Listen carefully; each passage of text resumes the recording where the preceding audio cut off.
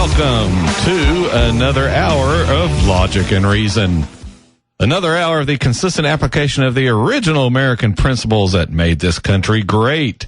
I'm speaking, of course, of freedom and liberty.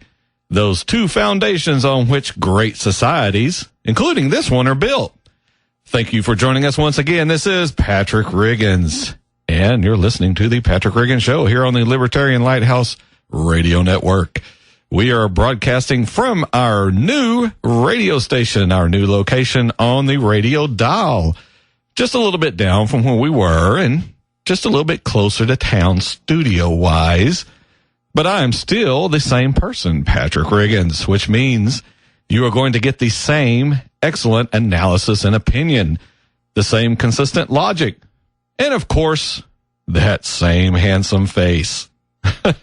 Although at the new station here, we don't have a webcam in the studio, so you're just going to have to trust me on that one.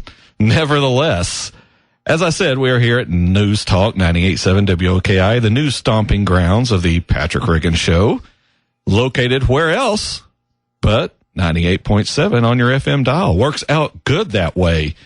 If you're going to call your station News Talk 98.7, this is a little background radio information for you. If you're going to call your station News Talk 98.7, it makes it real easy for people to find you if the frequency is also 98.7. But in any event, if you can't receive the broadcast signal from WOKI, just pop over to their website at newstalk987.com. There you can listen to this radio show live every Saturday afternoon at 4 until 5 p.m., just like you're listening to here. But, you may say, hey, Patrick, where I am, I don't have an internet connection at this time. Well, I can solve that little conundrum as well. If you have a smartphone, and that covers about 95% of the population nowadays, if you have one of those, them near smartphones, you can get the iHeartRadio app from iTunes or the Android market, and you can listen to us there. But even with all those options, though, we still have people who might miss this show for some reason or another. If you're one of those people, well, tough. Stop living your life in a way it doesn't allow you to listen to this show. No, really, though, you are still in luck. You can over to our YouTube channel at youtube.com/Patrick Riggins Show. And there you can listen to any of the shows in the archives up to and including this one. So you don't have to miss any of the exciting, thrill-packed fun that is the Patrick Riggins Show each week. If all that doesn't get the I can't hear the Patrick Riggins Show problem solved, well, you can always just drive towards Knoxville and eventually you'll start picking up the signal. Or if you really want to solve the problem for good, you can call your local radio station, tell them you want them to carry the Patrick Riggins Show. Because if you do that, you'll put all these wheels into motion. Their people will get hold of our people. There'll be meetings held, lunches, conversations, bribes, extortion, maybe in some photographs outside a seedy motel. But the next thing you know, we're on your local radio station, making it even more convenient to listen to me, Patrick Riggins. And who wouldn't want that? So if you only have time for one radio show, 1 hour a week to sit and listen to the radio, this is the show to which you want to listen. You'll get more logic, more reason, more consistency in this 1 hour than you'll get in the 15 to 20 hours of any other radio show this week. Now, why is that? It's because this show consistently tells the truth, tells you the cold, hard facts about the world. We don't have to change our theories, flip-flop back and forth on issues, saying one thing when it benefits my point of view, but then turning around and saying another when it doesn't. On most of these political shows, and I wouldn't necessarily classify this as a strictly political show, what I'm talking about here, it transcends politics. What I'm talking about here really is the original American way of life. But getting back to my point, on most of these political shows, and I'm talking about the ones on television too, on most of them you'll hear preaching about how government is trying to tell these people what to do or those people what to do. They'll scream and yell about all of that, but then turn around and support the same sort of government intervention if they agree with it. Never mind if the government should actually be doing it or not. It doesn't matter. If they support it, then they have no problem with the government sticking its nose into someone's business. But if you'll listen, though, you can tell the libertarians are making inroads into conservative thought. And these talk show hosts are all rushing to get out in front of it. This return to more libertarian type thinking. Heck, I even heard a major talk show host this last week, one that had literally called Ron Paul a kook, Dr. Ron Paul. This guy was quoting something out of Reason magazine. Reason, a magazine he probably has never picked up in his entire life, and might even burn his hands if he did. This tells you we are starting to make some noise, starting to work our principles into at least the Republican Party. It's funny to watch them all preach like they've been here all along, though, even while they decry other parts of libertarianism. They just want to sound like they support our type of thinking. But they really don't, though, as evidenced by their very words. If you listen to what these hypocrites say, they'll backtrack and directly contradict themselves within the same hour, sometimes within the same few sentences, but not here on this show. You know, one way you can avoid all that garbage is just to ignore it. You don't listen to it. You don't need it, so why fill your brain with it? It's all a bunch of baloney anyway, from both the left and right sides of the political spectrum. I mean, you can save yourself all that trouble by turning off that static and tuning in right here each week, Saturday afternoons at 4 p.m. on the Patrick Riggin Show, what you're listening to now. Also on the Libertarian Lighthouse Radio Network. Speaking of which, this week for this show, we're going to do, I guess it's a brief introductory tour of the show and what it's all about. I'm not necessarily doing it because we're on a new radio station. I routinely do this on occasion. So since, we have so many people that are tuning in each week, new people too. You see, I don't want to leave anyone behind because everything being said on this show, this bastion of American thought, everything on here is relevant and important because it reflects a way of thinking, well, that used to be prevalent in this country. We used to be a nation made up of communities, people who looked out for each other, people who helped their neighbors out if they could. And if you're too young to remember such a time, well, you can usually see it being made fun of on television any day of the week. But, government is what has killed all of that. For every little problem, government supposedly had the solution. Only the government solution, well, it never worked. It only made the problems worse. But people started not caring because, hey, the government was paying them off. A disability check, a welfare check, housing, a cell phone, whatever they could get. All of these things that the government's been doing is worked, and it currently still is, working to undermine and destroy the freedom and liberty that used to exist in this country. Once these two important principles started being eroded, the freedom and liberty, the rest of the country, well, we just started rotting out as well. Now, conservatives will blame morals, or a lack thereof, as the problem, as the reason this country's going down the tubes. But they're wrong. It's the continuing restriction of freedom. I talked about this on my show 2 weeks ago. You can have freedom without morality, and you can have morality and still have a tyranny. Those two have nothing to do with each other. But when you restrict freedom, you begin the process of choking to death the golden goose of prosperity and consequently this country. And personally, I'm going to fight the whole way against all of this. And by listening to this radio show each week, you can help with the fight as well.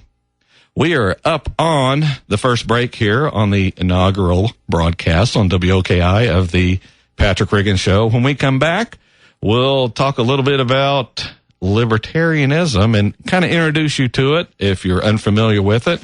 And if you are familiar with it, maybe you'll pick up a couple of things you didn't know. Well, let's talk about war, free speech, drugs, all sorts of good stuff. We'll even work Benghazi in. Right after these messages here on News Talk 98.7 WOKI.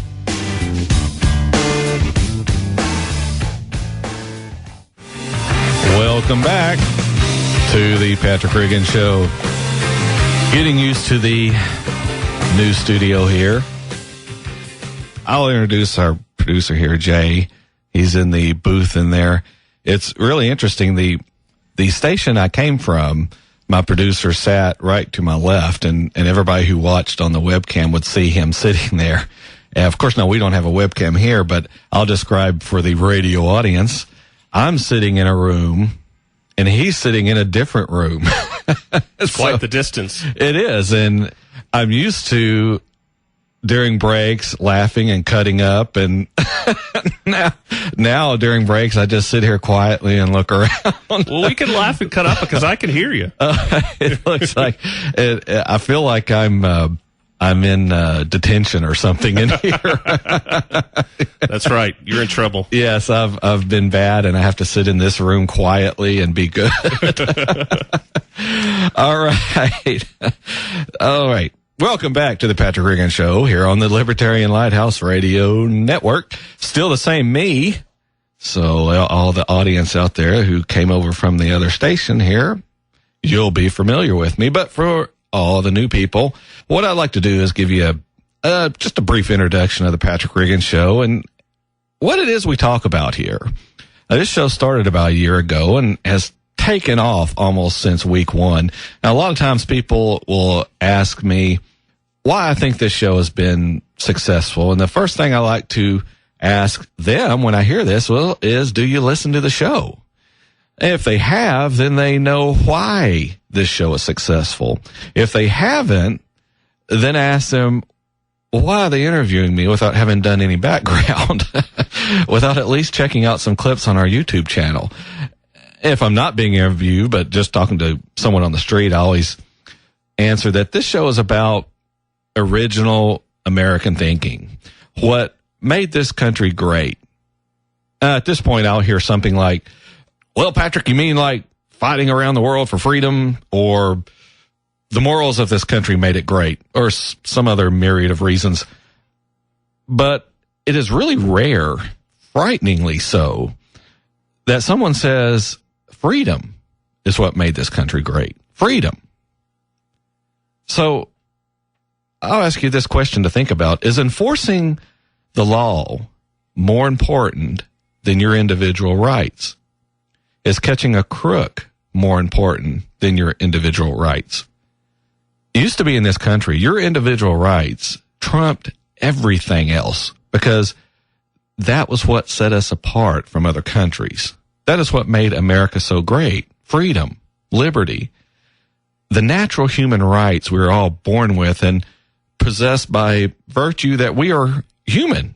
Nothing else. We are human, so we have these rights. The Constitution doesn't grant us these rights. The Constitution restricts what government can do. Our rights are ours without any supporting documentation. Just look at the beginning of the Declaration of Independence. We hold these truths to be self-evident. So obvious that we shouldn't have to mention them. That's what self-evident is. We hold these truths to be self-evident, that all men are created equal, that they are endowed by the Creator with certain unalienable rights, that among these are life, liberty, and the pursuit of happiness. That sentence doesn't say we are granting humans these rights. It says that we are endowed with them. We have them already, just because we are born human. But all of that is being tossed by the wayside. Now we are becoming this collective, this whole Star Trek, the needs of the many outweigh the needs of the few type of society. The question is, at what point do your wants and needs outweigh my rights? In a free society, they don't. Never will. Your desires and wants never override my rights, because individual rights are the basic foundation of a free society. Your wants are not the basic foundation of a free society. But that's what it has become in this country. Your feelings, your emotional response, whatever you want, all of that overrides my rights to freedom and liberty. All of those things, they're becoming the new foundation of this society because politicians can buy your votes by providing them.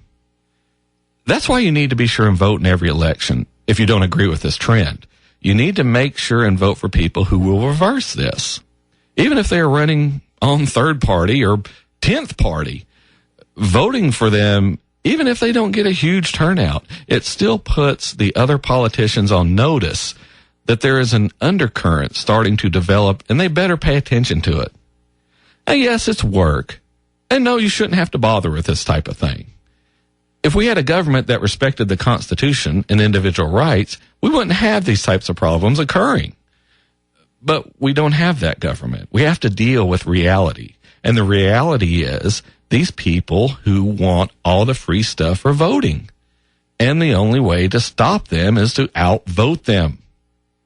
Now, I've played this clip on this show before, just last week as a matter of fact, but for the benefit of all the new listeners here on a new home on 98.7, News Talk 98.7, here are two clips from Ronald Reagan's 1981 inaugural address. In this present crisis, government is not the solution to our problem. Government is the problem. From time to time, we've been tempted to believe that society has become too complex to be managed by self-rule, that government by an elite group is superior to government for, by, and of the people. Well, if no one among us is capable of governing himself, then who among us has the capacity to govern someone else? It is no coincidence that our present troubles parallel and are proportionate to the intervention and intrusion in our lives that result from unnecessary and excessive growth of government. That was in 1981.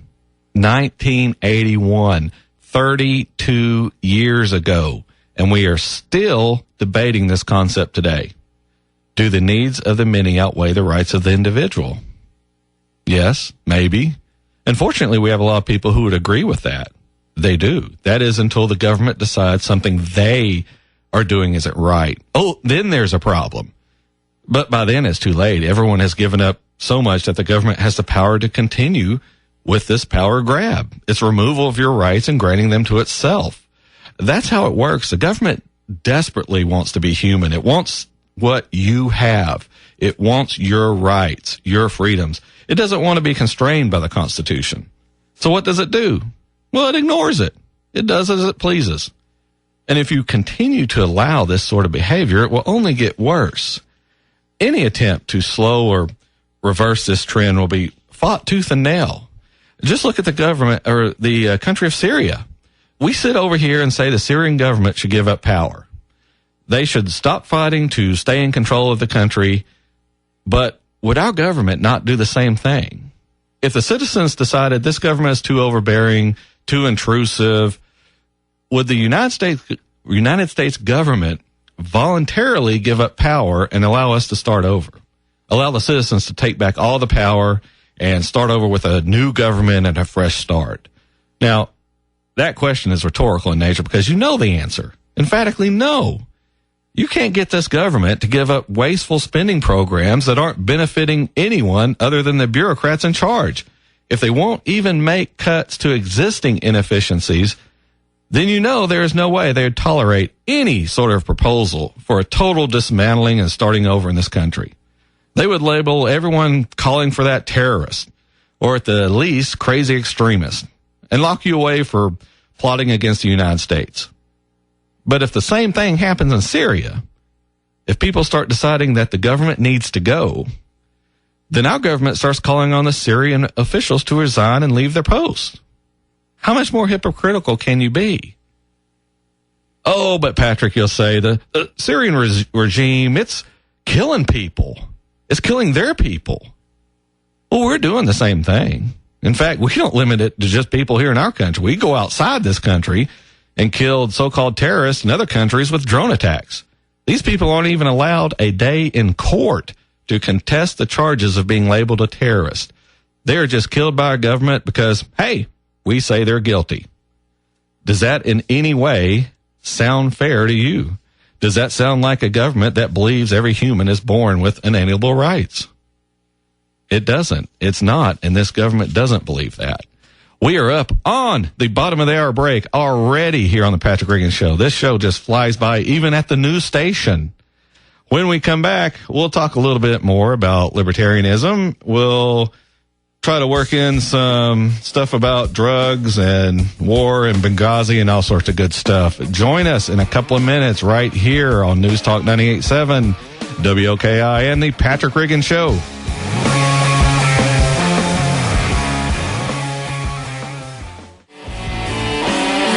Welcome back to the Patrick Regan Show.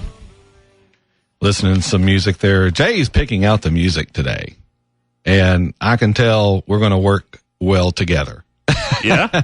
Yes. Okay, good. He just got a general idea of what I wanted to hear, and he's been playing just great music coming back in. So, well, I am a former music DJ, so. Oh, there we go. I'm trying. You're doing very well. All right, welcome back to the Patrick Regan Show here on News Talk 98.7 WOKI and the Libertarian Lighthouse Radio Network. Throw that in real quick.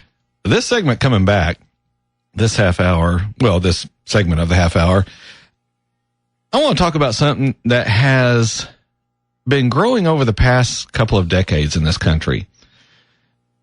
What we have in America now is almost a religion of government. This unnatural, fanatical support of anything the government does. And for anyone who preaches this doctrine of government knows best, Democrats, Republicans, liberals, conservatives, we've become a nation of political parties that have completely disregarded the original American principles and ideals that made this country great. Now, both sides have been trying to redefine these original American principles. They try to sell their followers that their side is correct, when in truth, both sides are wrong. They are two sides of the same government knows best coin. Just listen to them give speeches. The only difference in policy between Democrats and Republicans are a matter of degree. The fact government shouldn't be doing something, that's never questioned. Only how much, only how intrusive government should be. I guess that's why I'm hardest on the conservatives. They are the biggest hypocrites in this country. The liberals, okay, well, I know where they're coming from. They'll flat out tell you they want to run your life. And if you don't believe them, they'll show you if they get into power. But the conservatives preach this limited government, this rolling back the bureaucracy BS. Then they propose and vote for more governmental intrusion into your life. Heck, if you're going to vote like a Democrat, you might as well call yourself one and get it over with. Stop trying to fool everyone. You know, we had Bush in office. Yeah, killing people in drone attacks. Good deal. Trampling people's rights in the name of security. Great. I have no problem with that. But let Obama get into office and do the exact same things. Now all of a sudden the world is ending. You see, if my guy's breaking the law, if my guy's killing people without trials, murdering innocent people who, well, you just happen to be in the area of a drone attack, too bad. So sad. Oh, well, that's how these things are. As long as it's my guy, I'm okay with that. Murdering isn't murder if I agree with the person doing it. Just ask the Nazis. They'll tell you. They'll set you straight. You see, conservatives and liberals both believe in government control of shared misery among the population. Not among the so-called leaders, of course. Yeah, when it comes to suffering, they're more than happy to let you take the brunt of all of that. The good thing about libertarianism and free markets is I don't have to suffer for your incompetence. If you are incompetent at your job, if you don't run your business well, then you are the one to suffer, not me. And that's how it should be. I shouldn't have to pay for your problems. Just because you have hard times, that doesn't mean you can lay claim to my money. That you can say, take $20 a week from Patrick and give it to me. In libertarianism, if you don't want to take responsibility for your life, if you don't want to try and earn a living, well, I don't care either way because it doesn't affect me. I don't have to give money to support you because you decide you don't want to work, that you don't want to show up for a job every day. Even if you fall on hard times, you lose your job, you're hurt, and truly cannot work, it still isn't my responsibility to take care of you. But I'm made to by the government under the threat of violence. If I don't pay my taxes to support you, the government will show up at my door and people with guns will make me pay so you can have the money. Now, I'm not saying morally you shouldn't. Private charities are the best thing since sliced bread. They're much more efficient than government, and you should take care of the unfortunate among you. But it's not a requirement. So does all this sound like fairness to you? This is what's happening, whether you want to think about it or not. It used to be in this country, you had people, they were returning from war without limbs. People crippled through sickness. None of them would have taken a cent from you. They would rather starve than live off the money from someone else. And that's just if you were willing to give them something.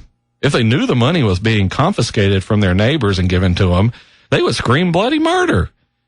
They had pride. They had self-respect. We just don't have that now. If you're taking money from the government, then you're part of the problem. If you're receiving a check from the government, you're just stealing from your neighbors. Can you sleep at night knowing that? Well, of course you can, because you deserve it, right? Hey, I paid into the system. It owes me money.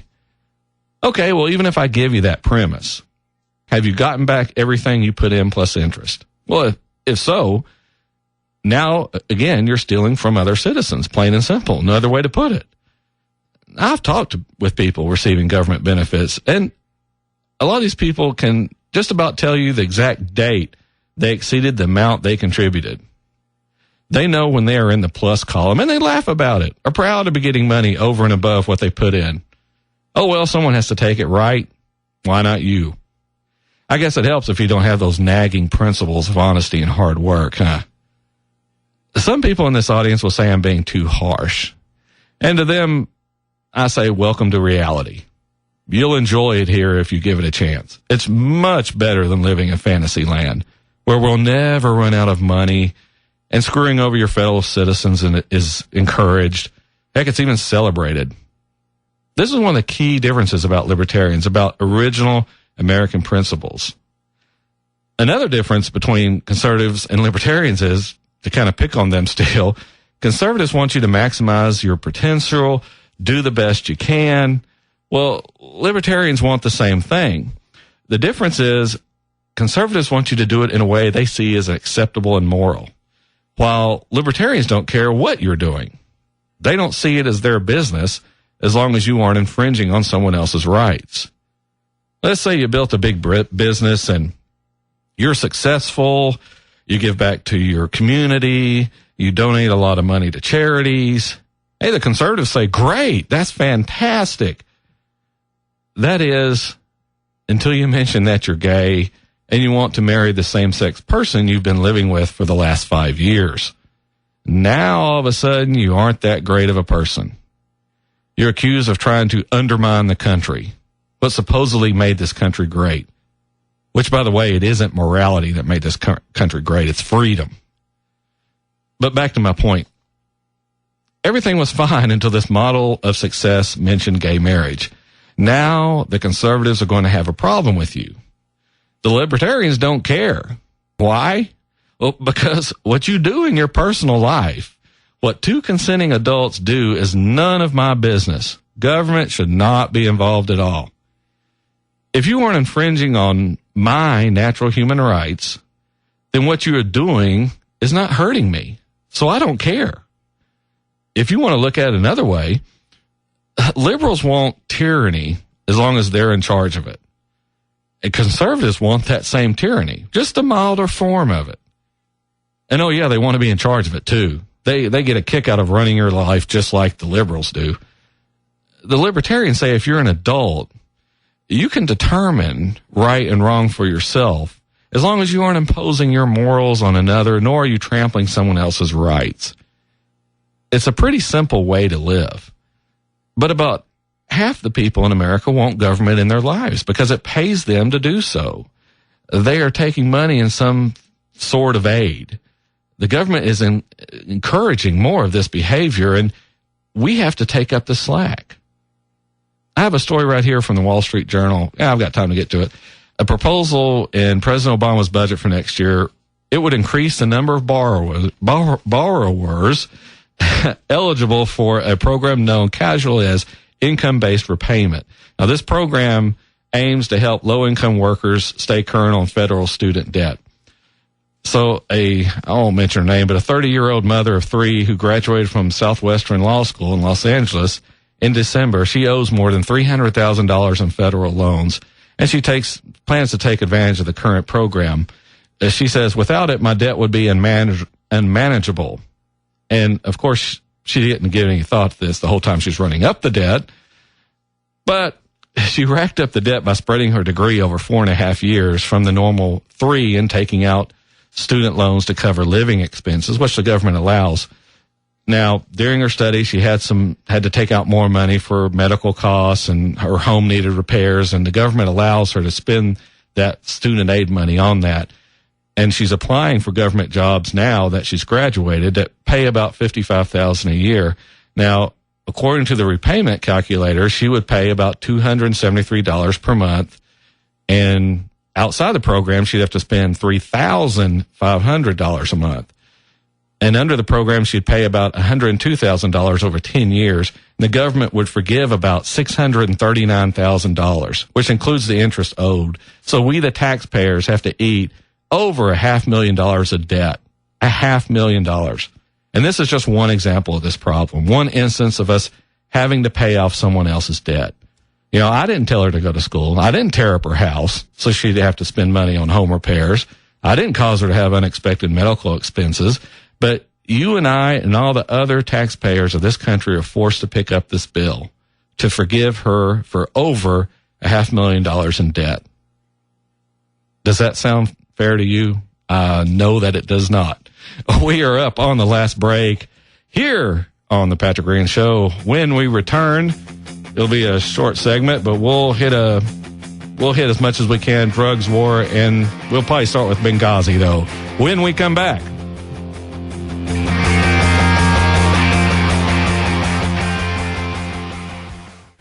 Welcome back to the Patrick Regan Show.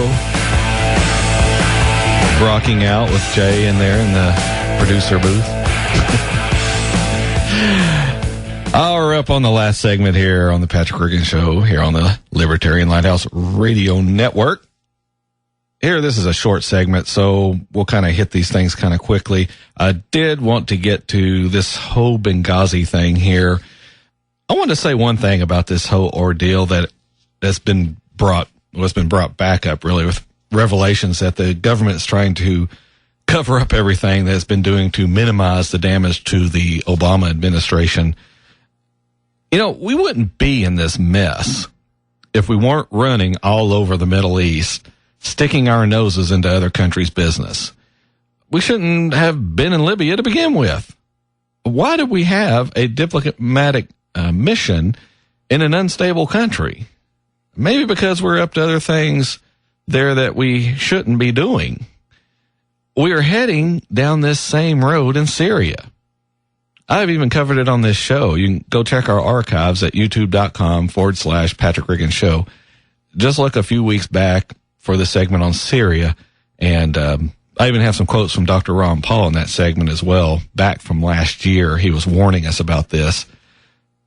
But anyway, we're heading down this same road in Syria, and we need to stop before we get sucked into another civil war. Now, I've read from various news outlets stories of how some of our people are working with Al-Qaeda to overthrow the Assad regime. The news people are almost delighted to report how good the cooperation is going. Am I the only person, or do we not remember Afghanistan? We worked with Al-Qaeda against the Soviets. oh yeah, great idea. We ran the Soviets out, and when they were finished with that, Al-Qaeda figured, hey, we'll thank the Americans by attacking our country. Yet, here we are again, same situation, different country. We aren't learning from history. It's not that long ago. It's back in the 80s.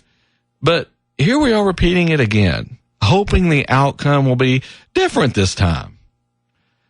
What we need to do is just pull back, stop all this meddling in other people's business, and just worry about us. Now, I'm not talking about isolationism. I'm talking about minding our own business. If I'm living in a neighborhood, I'm not peeking into my neighbor's windows to see what they're doing. Is that being isolationist? No, of course not. It's called minding your own business. We have over 900 military bases around the world right now. In fact, that's just an estimate. You can't get an accurate count from them, from the government. The number varies from 700 to over 1,200, but we'll go with the 900 that most people seem to agree on. Do you realize in this world we only have 196 countries? We have 900 bases and 196 countries. No, that doesn't sound like we're poking our noses into other people's business too much now, does it? No way. Would we tolerate foreign military bases in our country? Of course not. We're the good guys, right? But we'll sure stick our noses and bases in other countries. No problem. The solution to all this is a pullback from around the world. It would save money, it would save lives, and it would remove the United States as the country oppressive leaders could blame for their citizens' problems. I just want to get that on, guys, because we're seeing a lot of parallels here between all this. Now we're talking about going into Syria. Real quick, one thing I want to hit on too before we go out here. We got a couple of minutes, and I know a lot of people who aren't familiar with libertarians. They think they're all a bunch of potheads wanting to legalize marijuana. And this is a common misconception. And what I wanted to bring up was in July 2001, a new law in Portugal, they changed the offense of drug use or possession from a criminal one with a possible punishment, with prison as a possible punishment. They changed that to an administrative crime or punishment where the amount possessed, if you had no more than 10 days supply of that substance, then it was just an administrative ticket, really, is what you had.